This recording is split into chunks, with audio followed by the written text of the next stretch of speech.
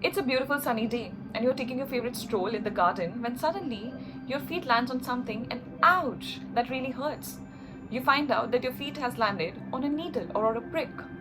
Allow me to explain you the beautiful mechanism that takes place in this minuscule of a second that determines whether or not you live or die, and that speaks volumes about how beautiful the immunity is and how beautiful inflammation is if it is handled well. When that goes out of control, when your immunity goes out of control, which is there for your own well-being, for your own protection, it can put you in something known as autoimmunity. But today we're going to focus on immune system and inflammation and why is sleep so important. Okay, so speaking about the landing of the feet on the needle, there are so many beautiful things happening at the same time. First things first, the blood vessels in this wounded region, they are going to dilate. The more cells are going to flush in, the more oxygen is going to flush in, the more blood is going to flush in, because there has been an insult, there has been a stimulant, there has been a trigger, there has been an invasion, and anything that threatens your survival, your immunity is going to flare up to protect you, because always remember, its job is your well-being. Okay, so now what happens is, now that the blood vessels are dilated, this region is suddenly going to look a little inflamed, a little red. There might be some kind of pain, there might be swelling. If it is a severe case, you might have headache, fever, fatigue. All of these things are a beautiful mechanism of inflammation of your body, of the immune system doing the right thing at the right time. Okay, now the blood vessels dilating is one thing. At the same time, your blood vessels becomes more permeable, because you don't only need clotting proteins. So clotting proteins are already always floating inside the blood until and unless there is a situation like this when they need to be activated, they come to the site and they clot the blood. Otherwise you could lead to death. Along with clotting proteins, you also let in a lot of immune cells come in, a lot of macrophages come in, that is going to just come and eat up if there is any kind of virus infection that could travel or invade your own body. It has to be killed at the site before it walks in, because this is a sacred place for my immune system and nothing is supposed to walk in, nothing is supposed to interfere, and anything that interferes with my well-being, my immunity is going to attack it. It could be my own body as well. It is going to do everything to protect me. Now, all of these things at the same time, a lot of people might experience a lot of pain, a lot of swelling. They rush to a doctor, they'll start taking a pill. Oh, there is a headache, take a pill. Oh, there is so much of fever, do something, give them a paracetamol, reduce the fever, reduce the fever. No, you need the fever, you need the pain, you need the swelling at the right time. Anything that you do at this point to deviate the immune system, you are paralyzing your own body and you are never letting it learn and protect you. Its only job is to protect you, but every time you let a pill do that, you are hampering and paralyzing your own immune system. Why does it give you pain? It gives you pain so that you can rest, and when you rest and when your body does not have to exude so much of energy elsewhere, in letting you walk, in letting you breathe, in letting you talk, walk, move, and all of these things, it can focus the limited amount and the beautiful energy that it has to heal you and to protect you. Okay, now also at the same time, so when I speak about inflammation, very simply speaking, anything that hampers or threatens your well-being, your body is going to have an inflammatory response. It could come from food, it could come from sleep deprivation, it could come from trauma, accident, trouble, stress, death of a family member, death of spouse, breakups, anything that is going to put your body under stress. Your body is going to have a response to protect you, to bring you back to homeostasis, to bring you back to now and to maintain a balance. Okay, because everything is supposed to be in balance. If it's not, you have dis-ease inside the body, you have disorders inside the body.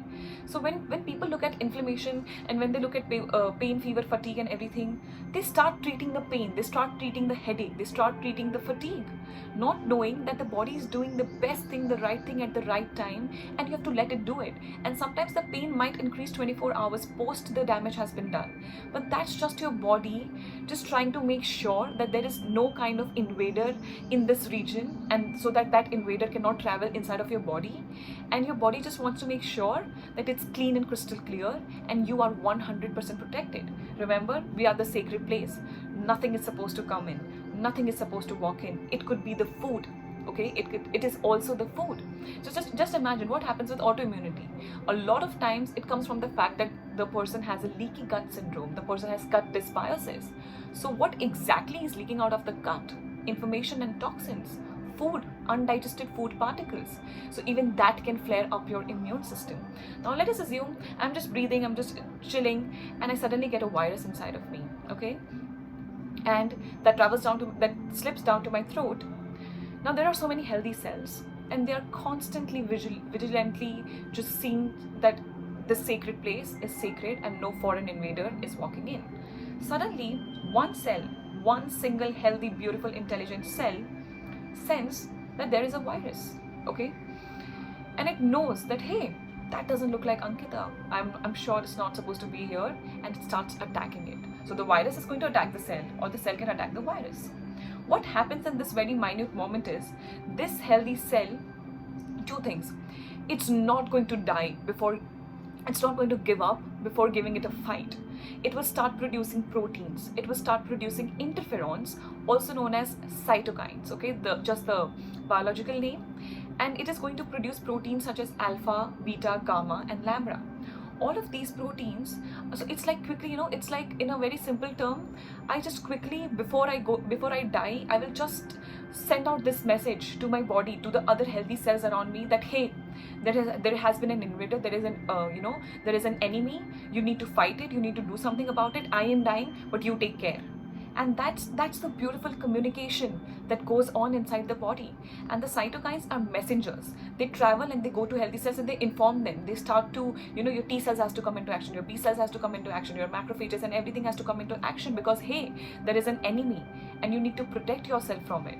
So you need all of these communications, you need all of the inflammation taking place right now to protect you.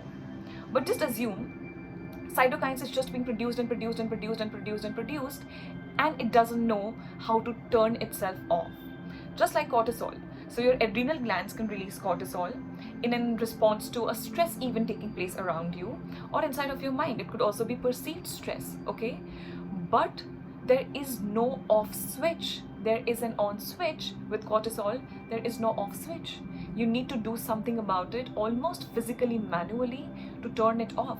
Otherwise, it's just going to be peak of cortisol, of inflammation. And that's when you have diseases. So with cortisol also, it could be less, it could be more. So you have Addison's and Cushing's syndrome. But with inflammation, that inflammation can take a hold of your whole body. It can put you to bed. And mild inflammation, if not checked, and if your cytokines do not know when to stop reproducing and just communicating, it can kill you.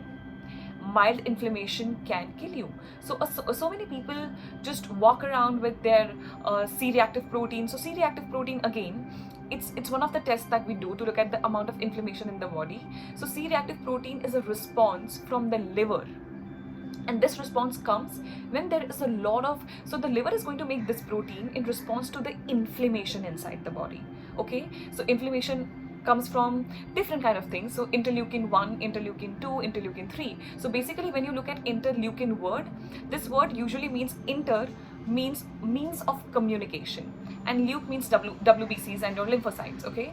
So it's just there for communicating. So IL-1, that's your interleukin 1, can induce fever. Interleukin 2 can cause your T cells to grow. Interleukin 6 can cause B cells to grow. But you need the T cells, you need the B cells. Okay? I need my immunity to work for me.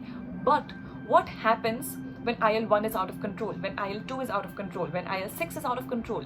And a cumulative effect of all of these things together can throw my body off, can put me in autoimmunity, and my immunity is no longer in check. It's just so hyperactive, it's killing my own body, it's killing me. Anything that comes across of it, it thinks and senses it's danger, it's an antigen, and it starts killing it, attacking it to protect you. Right now also it wants to protect you, but there are so many things that goes wrong from our end that makes your immunity think that this body is the host, this body is the villain, this body is the enemy, and it starts attacking you. So it could attack your thyroid gland, it could attack your neurons, it could attack your joints, it could attack your skin. That's what autoimmunity is, okay? So when we speak at inflammation is a response of your immune system to protect you. We need inflammation to survive. We need inflammation, but when it turns into chronic, systemic, that is all over the body inflammation, that's when the trouble walks in. That's when the diseases walk in. That's when the disorders walk in, because your inflammation is no longer in check. How do you reduce inflammation? By eating well, you got it. By moving well, you got it. And also by breathing, meditating, great, but also by sleeping. Sleeping naturally reduces the inflammation. So let's say, given the situation we are in, I can't eat well. I do not have access to veggies and fruits and the supplements that I need. Okay, got it. How are you sleeping? And what time are you getting in that sleep? Because sleep can naturally reduce your inflammation. You look at people who are depressed, who have been diagnosed as clinically depressed. You look at people who are insomniac.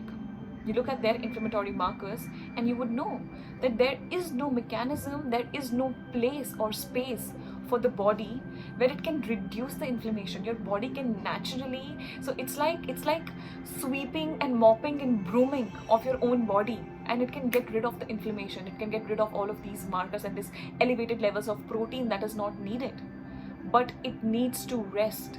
All of these gorgeous processes that I talk about, the healing and the rejuvenating, the detoxification, the building, your body needs to be at rest. So you look at sleep. What is sleep? It's a recurring state of mind and body when when there's an inhibition of my sensory activity, when my voluntary muscles, most of them are nearly inhibited, okay, and I am very less reactive to the surroundings around me. That's what sleep is.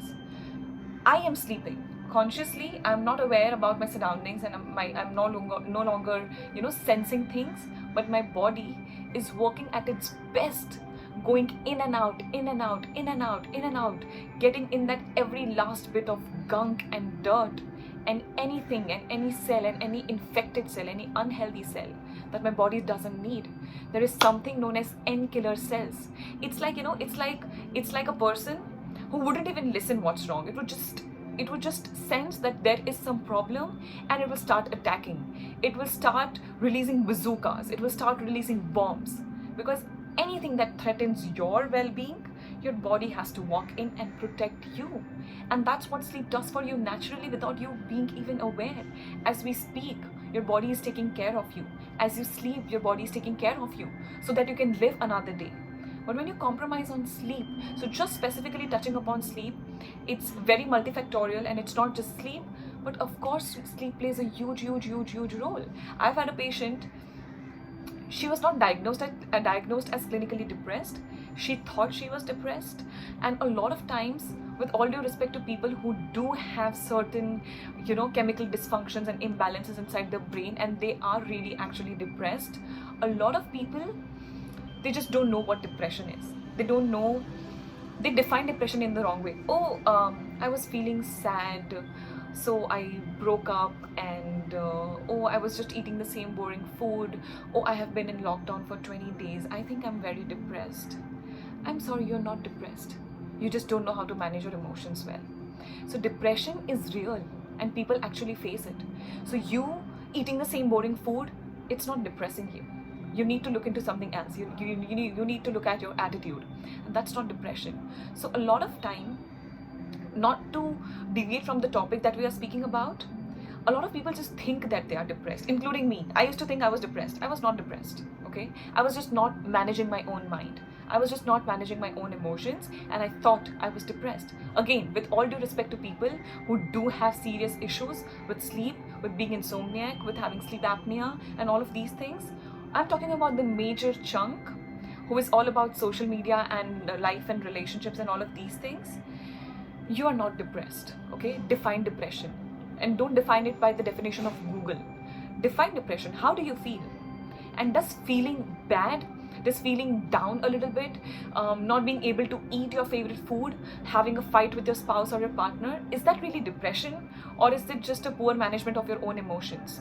So first things first, the minute you put a label, I am depressed, my life is stuck, I am in a rut, you are always going to be in a rut. You're always going to be sick. because you're defining things the wrong way, you're looking at yourself the wrong way. And a lot of people have this joy in being depressed. And like I said, depression is serious. Having anxiety and panic attacks, it's serious, and people go through it. And of course it has a lot to do with their brain and food and lifestyle. But just speaking about you and you say, I couldn't sleep because I'm depressed, I need you to think twice before you put such a strong label on your own body, and then your body will start behaving in that way. The circuitry will change and your body will start reacting like it's depressed. So I'm sorry, but you're not depressed. Most of you, you're not depressed. You're just not managing yourself well. And I need you to look into this. Okay? So sleep, just quickly speaking about sleep and inflammation, you need sleep for the inflammation to come down. Inflammation is great, but it's not supposed to be high. Cortisol is great, it's not supposed to be high all the time. Insulin is great, it's not supposed to be high all the time. But when it is, so just a lot of people at the age of 22, 27, 18, at the age of 18 they have type 2 diabetes. I have had this case, and he had his HbA1c of 12, 15, and he got it down to 7, 6 in a matter of 1 year. So of course he was on metformin and all of these things. But my first question is, how did you put your body into type 2 diabetes at the age of 18? You're in what, first, second year of your college work? How did you get into diabetes? And I spoke to him, we consulted, and he has not been sleeping. So they work all night, so they do their college assignments all night, and it's just I don't have words. You are 18 years old and you have been diagnosed with type 2 diabetes, and the worst thing and the only thing that I am seeing that's connecting the dots for me so as to put my diagnosis is the fact that you have been sleep deprived. And a lot of people think sleeping for 10 hours, 12 hours, 11 hours, 13 hours. I'm sorry, the longer is the duration of your sleep, the more the inflammation is. And the shorter the duration is, the lesser the inflammation is. The research study that I studied, they are still looking into this, but this is what they come out with. This is what they came out with. The people who were sleeping for a longer duration of time were found to have a higher inflammatory markers. So your C-reactive protein, your IL-6 and all of these markers, they were found out to be really, really high. Now, you look at people who are sleeping all day and they're not sleeping all night. Again, if you have had a look at the last video that I did on sleep, you would look at the interaction between your circadian rhythm, your SCN, okay? Your circadian rhythm is so sensitive to the light, to the darkness, that now your body does not know when it is morning and when it is noon time. So you are going to the washroom 2 times at night, and then you are awake all night, and then you are sleeping all day. It just damages your brain from the inside. And I'm not saying for this damage to be taken place you need years and years of damage. No. The damage is taking place as we speak, and with every night of sleep that you let go of, the damage is being done, and the previous damage is not being taken care of, because that is being taken care of when you sleep, but you're not sleeping. Now you are just accumulating the damage, just in the way you accumulate stress. It's very accumulative in nature. It's not like I was depressed 6 months ago and I was very stressed, but now that's gone and I'm all okay. No. Your adrenals could still be suffering. Your HPA axis could still be suffering. Your gut could still be suffering. There could have been gut dysbiosis at that point, which you are still suffering and you just don't know. So all of these people who exercise 4 times in a day, so they'll do their Tabata, they'll do yoga, they'll do strength training, and then they'll walk and jog and run, and they'll be on treadmill for 45 minutes. It's stress. Exercising is stress to the body. Exercising is not the place where you burn fat. That happens in the phase of recovery. That does not take place when you are killing yourself in the gym. And I've already spoken about it. So it's very, very, very important that on days when you are stressed, that on days when you've had not enough time for yourself, on days when you had to work overwork at the job or at your office, or you have just had a long day, skip your exercise, skip your workout and rest. Allow your body to rest. Because this is again going to create inflammation. Any imbalance in the hormones that my body does not need is going to create inflammation. And inflammation, mild inflammation, not under control can kill you. It can bring upon metabolic syndromes. It can bring upon diseases. It can bring upon PCOD, thyroid. It can bring upon diabetes, cholesterol issues, heart issues, cardiac issues, kidney issues, liver issues, brain, Alzheimer's, Parkinson's, all of the neurodegenerative disorders that can also come from the fact that there is just a lot of inflammation and body has not been able to get rid of it. I need you to hear me again. Inflammation is great. You need it in minute quantities, okay? Cortisol is great. You need it in minute quantities. But when it's just high and high and high and high and it never comes down, it can kill you. It can bring upon serious diseases and disorders which can turn out to be cancer. Everything, you know, there is some kind of inflammation inside the body that leads to the fibroids and the cysts and tumors and cancer and all of the autoimmune conditions.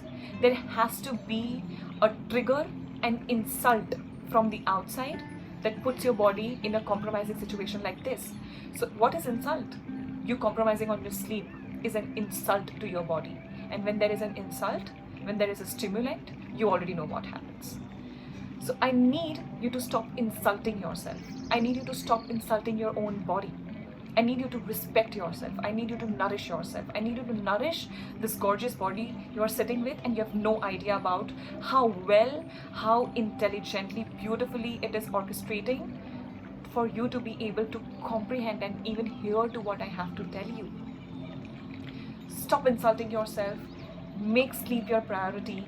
I think the next video I'm going to do is about my 5 top tips when it comes to sleeping like a baby and not a cranky, but a good chilled out calm baby.